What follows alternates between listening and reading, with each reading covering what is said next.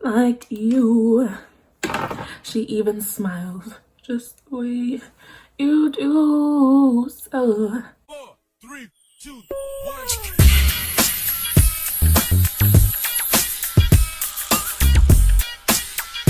what is up, you guys? Welcome back to another video. So couple things.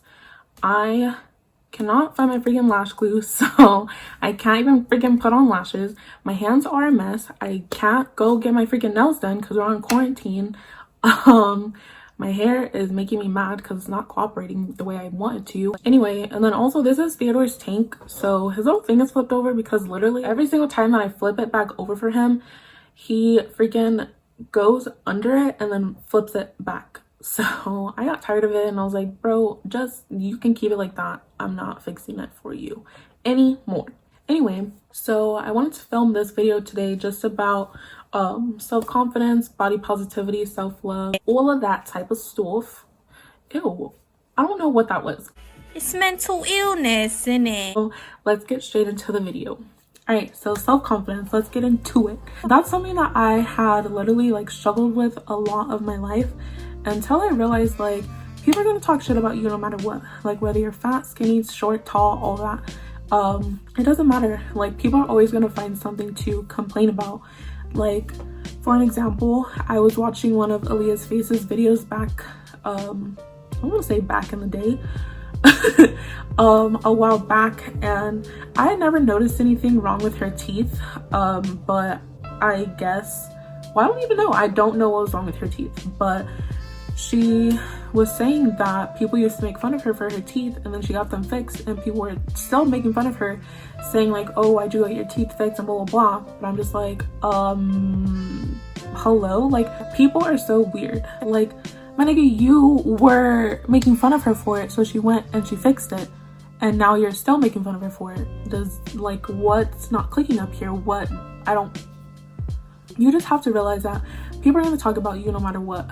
Like, you have to do you. You're the only you that there is, and no one else can be you but you. Like for me, for my confidence, I did struggle with it because, you know, I've been plus size, well, not, you know, you don't know, but I've been plus size my whole life. So obviously that comes with teasing from kids and stuff, and then on top of that, like my dad would freaking tease me about it too. So it's like, dang, I don't got no safe space. Like, I'm getting heat at school, I'm getting heat at home. What am I supposed to do? Honestly, like, you just gotta embrace it. At the end of the day, like when I was going through it in school, like yes, it did hurt, but then once I got over the hurt, like I was able to just make jokes out of it. Like, it's literally what it is. You have to, whatever you're insecure about, like try to find a way that comforts you, that is humor.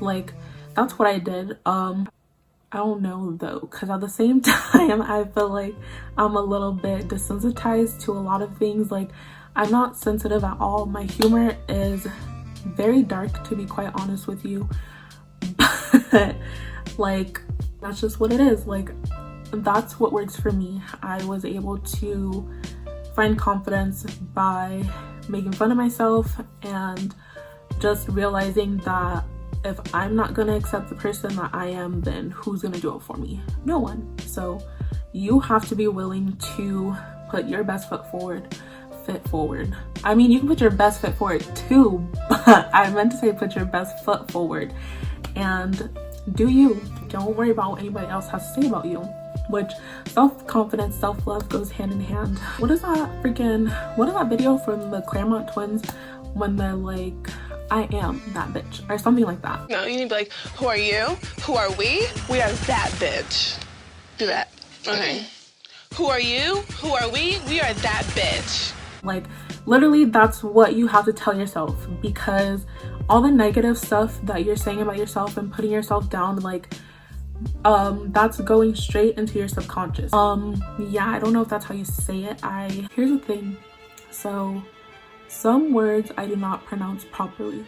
My family makes fun of me for it all the time, but it is what it is. It is what it is. You have to literally like unlearn those things and reprogram your brain. And you have to start saying like positive things about yourself. Like something that I had to do at one point in my life was I had to go, it sounds very cheesy, but I had to go look up affirmations on Google, and I typed it out and then I printed it and I put it on my bathroom mirror, and I would look at it every day, and that's what helped me.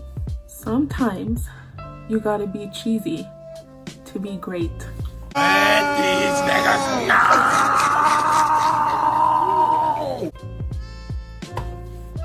Hello, you get it? Cheese grater, cheese grate. Yes, sir! This nigga spitting! So with body positivity, to be quite honest with you, like, it's hard. People be bringing that heat up in school, but like I said, for me, I just decided to find the humor in it. Like, I don't know, that's just the type of person that I am. That's what helps me to get over things, is laugh. I laugh at things that I shouldn't laugh at, and I don't know why I am the way that I am, But anywho, just gotta realize, like, that's something that you would have to just accept. Like, you have to accept the skin that you're in, or you have to change it, like, you know. And then the next subject that I wanted to talk about was self-worth. I don't know, I kind of feel like self-confidence and self-worth go hand in hand as well, but at the same time they're kind of different. Like for me, when I was dating, I had self-confidence, but I didn't have self-worth. Like, I've only been serious with 2 people in my whole 24 years of life, and both people I had confidence, like knowing that I was giving my best to those people, on top of knowing that I am beautiful. But at the same time, I was letting them treat me however they wanted to treat me, which that's why I feel like they like are separate in that way, because again, self-confidence high, self-worth low. I felt that I was not worthy of being with someone who could treat me right, or someone who would make me happy. I just decided to stay with those people because I didn't have any clue of my self-worth. So to find it, honestly, I don't know, like the first person that I dated, we were off and on for 4 years. The second person that I dated, we were off and on for 1.5 years. And that was first time I was 16, second time I was 21. And just looking back on it now, it's just, I got so tired of it. Like, after going through that for 4 years, and then to have it happen again, like not too much longer later. Does that make sense? I feel like no, but we're gonna go with it anyway. To have it happen all over again, it was just like a slap in the face, because I'm like, okay, what the F am I like? And that's a thing too. I was blaming myself for these things, but then I'm stuttering.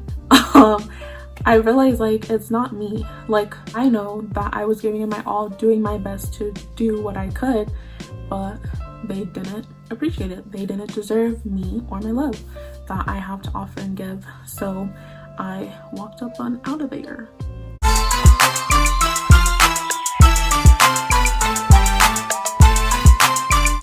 Next person that I would want them to choose me, I'm obviously going to be choosing them.